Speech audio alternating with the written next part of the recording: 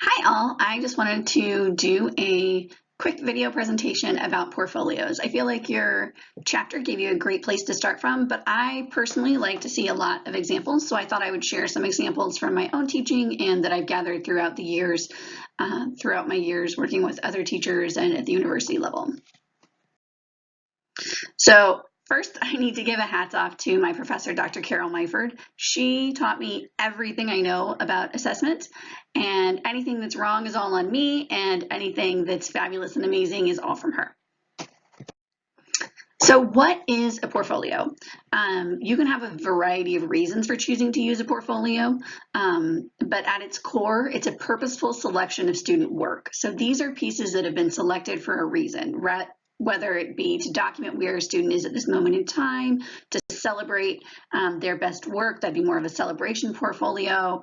It can be a final work product for a class or a course or a unit. Using a portfolio as a grading, like as an end of unit grading system can be challenging because if you're giving it one grade, because it can show such a wide variety of work, you have to really be thoughtful with that. For the purposes of this presentation, I'm going to focus on growth portfolios because I think those are the most useful in early childhood education. And again, with a portfolio, the work can be selected by the teacher or the student, again, depending on the purpose. So we're going to talk about demonstrating growth and why that's so important. So this can be evidence that you use for report writing when you do your reports on your students. It can be evidence for parent-teacher conferences. This can be what you're using to guide your instruction when you look through here and say, oh my goodness, this student is missing this skill, or oh, this student has mastered this content, let's continue to push them and find other ways to challenge them. Portfolios are also extremely beneficial when you're talking about students that are on an IEP or receiving RTI assistance or other special needs documentation. So how do you want to organize your portfolios? Typically what you'll see is portfolios are done in binders. When I taught, I was a little bit lazy and our portfolios were in hanging file folders and we pulled them out for teacher conferences, and at the end of the year, they got this lovely folder with all of the student work that we kept throughout the year. But I do think if I was going to do it all over again, I would do it in 3-ring binders. You can organize them by subject area: reading, math, writing, science, social studies. If you're in the early grades, you might choose in pre-K, preschool, you might choose to organize them by learning standards: social emotional development, approaches towards learning, cognitive development and general knowledge, language and literacy development, physical well-being and motor development, and then organize them specifically by the early learning standards so you have documented evidence of where the students are in those areas, so you can demonstrate how you're working with students on those skills. You can do the same thing for K3. So how do you want to organize them? Like I said before, mine were hanging file folders like you see on the left. But this example here comes from Pocket of Preschool, and how she does it is she puts everything that needs to be sorted in her hanging file folder, and then when she is getting ready for conferences or whatever, she'll put it all in their actual portfolios. I like the binders with the tabs, so it's easy to flip to each section. When you have kids, by the time they're in first grade, they can start sticking their papers in the binder themselves in the right areas if you help them with that. So this is how my son's school organizes their portfolios, and they call them learning story binders. And so on the back of the binder, here's the information on the left. So they ask the parents to help the students put the items in the correct tab, and then they have an instruction sheet that'll say, you know, paper X goes under math, paper Y goes under writing, paper Z goes under science, and then the parents will look through that material and sort it and put it, file and put it away. Then they ask the parents to walk through the portfolios with the students and have a conversation about their learning. So this is a chance for the parents to be involved in their students' learning, for the students to receive recognition and praise for the hard work that they're doing, and for the teacher to let the parents know what's happening in the classroom and what's going on. So Then in the front page of the learning stories, they have this sheet where they have ask for a parent signature. Now these come home every 2 to 4 weeks at my son's school. I think depending on your setting, how often you want to send it home might vary. Personally, I would probably send it home once a month just because you might not have new material to go in every week. Probably you'll have something to go in every week, but it might just be a paper or two. So thinking about it that way. And then you have a spot for comment. So it's a way for the parents to talk back with you without you having to schedule a conference. So what to include? You're going to include a representative sample of student work. You don't just want to include the student's best work. You don't want to just include their worst work. You want to show the whole variety of work that they're producing, so it's representative of what they do on a daily basis. You'll want to include teacher notes if it's needed, student reflection if it's appropriate. If you're talking about older students, there's a lot of reflecting that can happen on learning in a portfolio. So on the right, I have just an example of documentation notes. So this was an assessment done with a preschooler. The teacher documented the context indoor. It was an adult initiated activity. The social context was alone with an adult. There was no adult support given. And then it's got questions at the bottom. So she asked the child to count by ordinal numbers. The child was able to do that. The child gets a check. She asked the child to color the 4th student in pink. The child is able to do that. The child gets a check. And then she asked if the child could color the 10th student in blue. They didn't. She wrote no. You can't see it in the video because it's covered by my face. But what the child did was they counted 1, 2, 3, 4, 5, 1, 2, 3, 4, 5, 6, and then they just jumped down a row and started counting backwards the other way. So that's what happened to the student there, and there's a note about that. And then she also has a note to herself about possible next steps to work with a student.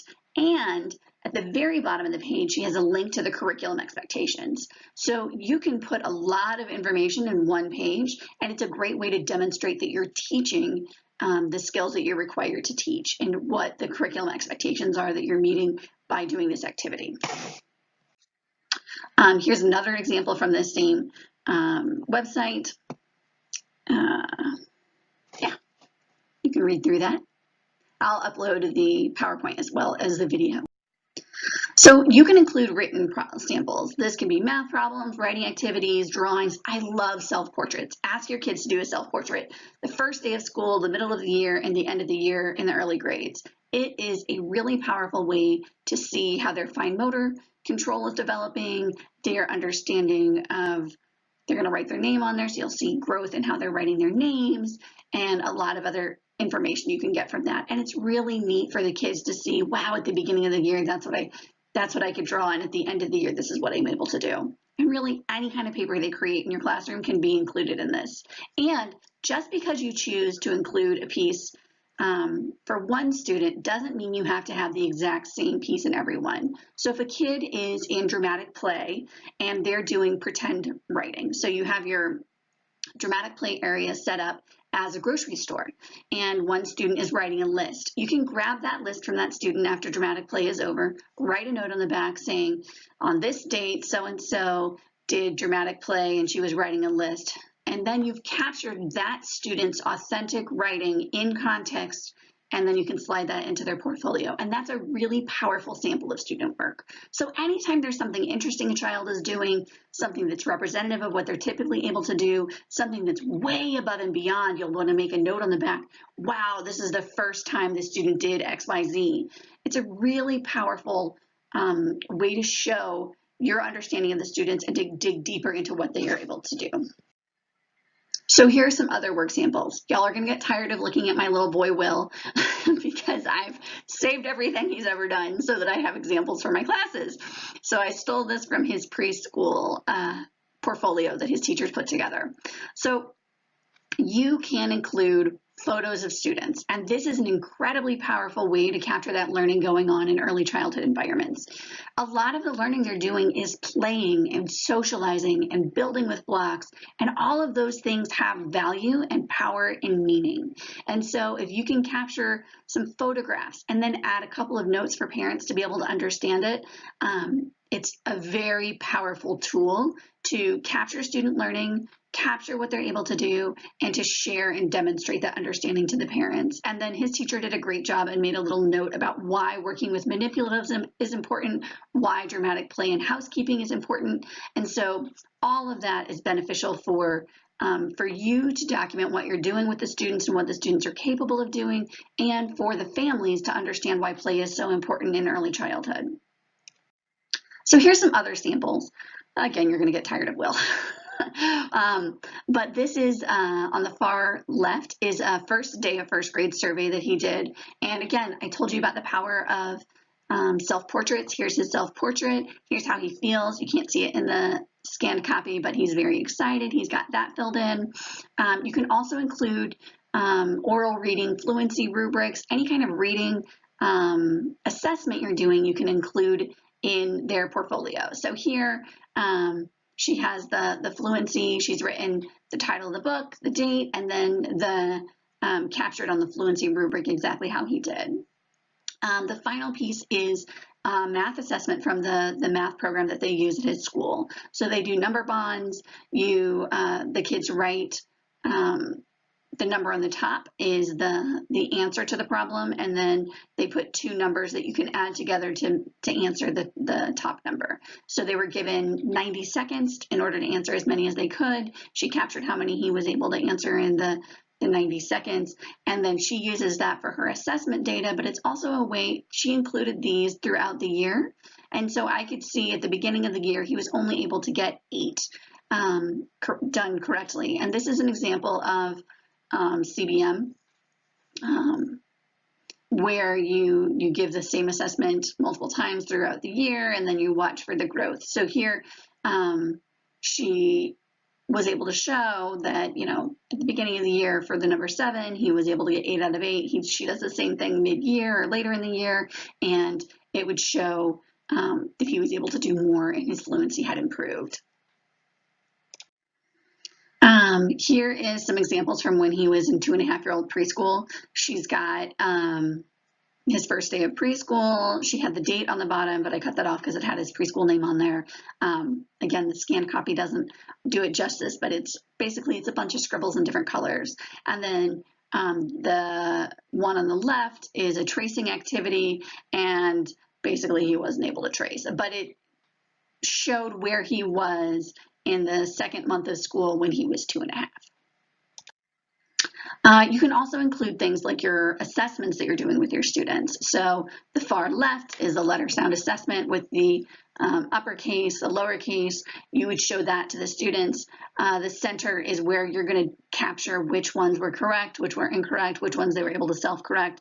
It's got multiple dates across the top, so you can use the same form and capture the change. And then on the far right, it's got a place for you to graph. So you would put the date and you would graph how many upper and lowercase letters the child got correct. And then you could show growth over time using this.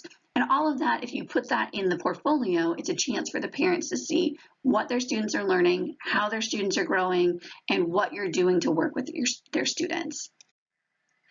So, the area of my classroom that I am most proud of was my writing portfolios and the work we did with our writing workshop. And so what we would do in our kindergarten classrooms was we kept all of the writing for the month in the writing folder. So everything they worked on for the entire month of September stayed in that folder until September 30th. On September 30th, we pulled everything out. And so some kids had 5 stories, some kids had 30 stories because they thought they had to write a story a day, and some kids only had 1 or 2 pieces of writing because they wrote really long, elaborate books. Then they went through their writing folder and their writing, the stories that they'd written or the work they'd done for the month, and they selected 1 piece. They could select it for any reason they wanted to. that was the piece that they chose to go in their portfolio. At the same time, I was also looking over their shoulder. If there was something they did that was really special or unique, or the piece that they selected wasn't actually very representative of what they did that month, I selected an additional piece that told me something that I wanted to capture about the student. Everything else went home. So except for whatever piece they were still working on, and then the pieces that they chose to add to the portfolio went into the portfolio in my office. So here's a sample of student work that I kept to keep in the portfolio. So this is a little girl, Sally, and so we had just read this book called Everything Drips, and in Everything Drips, the words literally dripped off the page.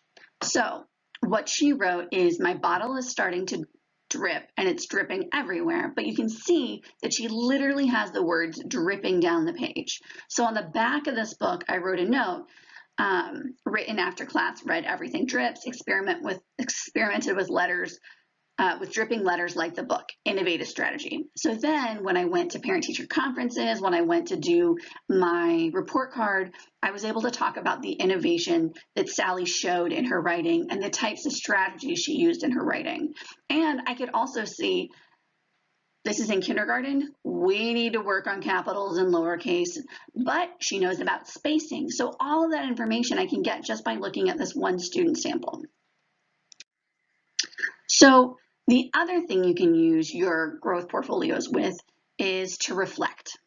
You can ask students to write a quick response to, why did you select this piece? Why should this sample be included in your portfolio? And with the example that I just gave with the kindergarten writing, it would have been really easy for me to ask the students why they selected that piece and ask them to write a sentence or two about why it was chosen and slap that on the front so that that was captured. If you have a specific criteria you're asking the students to select for, you can ask them to reflect on that, or it can just be as simple as, I chose this piece because. Some growth questions you can ask about the pieces in the portfolio. What are some strengths of this work? Weaknesses? What would you work on if you had more time? How has your writing changed since this time last year? Et cetera, et cetera, et cetera. Y'all can read that. But there's a lot of growth and reflection that you can capture in a portfolio, particularly in a growth portfolio.